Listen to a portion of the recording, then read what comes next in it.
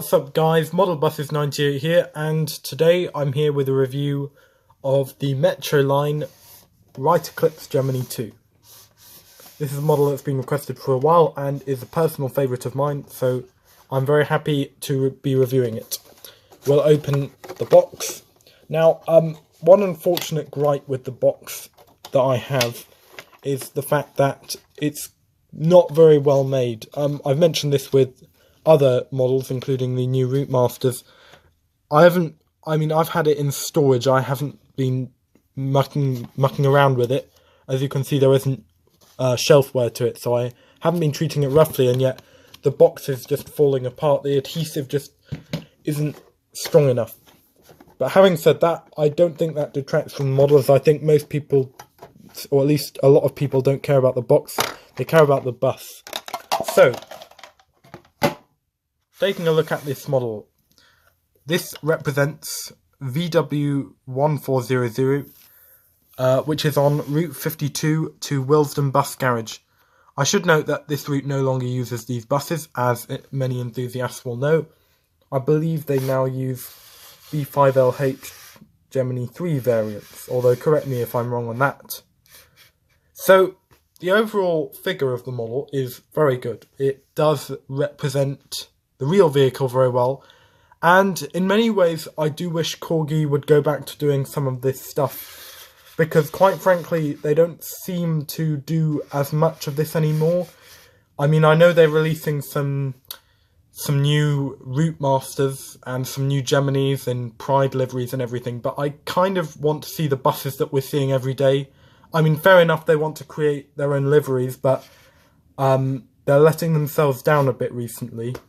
We'd like to see some more buses, such as in First liveries, Arriva liveries. But anyway, we'll get on to the actual model. Now, minor details we'll have a look at.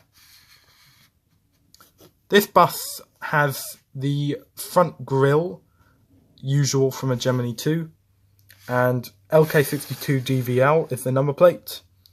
Now, AC does not stand for aircon. I do believe that is the garage that it would be at the time, and I'm not good at remembering London bus garage codes.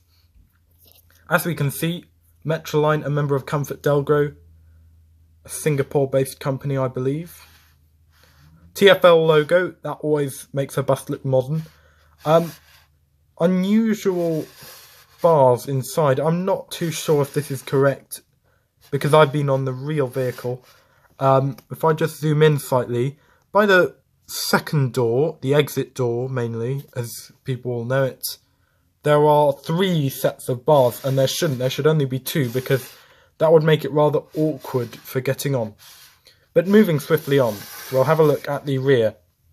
Now, it seems to be less and less standard in models today that the rear opens, or at least in Corgi and Creative Master, well, Northcord models, this seems to be less and less common.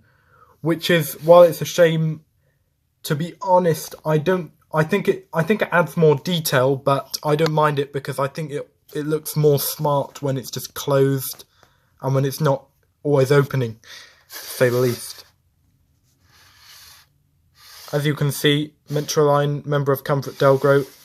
The other gripe, and of course I'm just here to make certain gripes, because I do have to mention this in case anyone's wondering. The upper seats are definitely not correct. So they look like coach seats almost.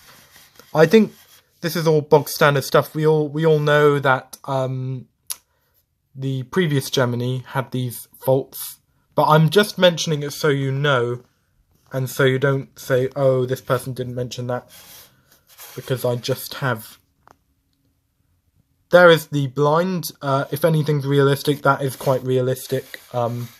In the correct font and everything. Wouldn't say it's wonky. That's one other thing I should mention. While it's a shame that some of the seats and interior features are not quite on point, I noticed that all the logos are quite level, and that's I'm sorry to say this, but I think some of the newer Northcord models have problems with that, in the sense of sometimes the logos aren't completely level. That's a really good thing about this model. Anyway, Thanks very much everyone for watching this review. If you like the review, then make sure you do subscribe to the channel, check out the model bus reviews playlist, and you can find out what model buses I'm going to review next, or you can vote if you go to my community tab. That should be a feature on all smartphones and laptops now, although I'm not sure.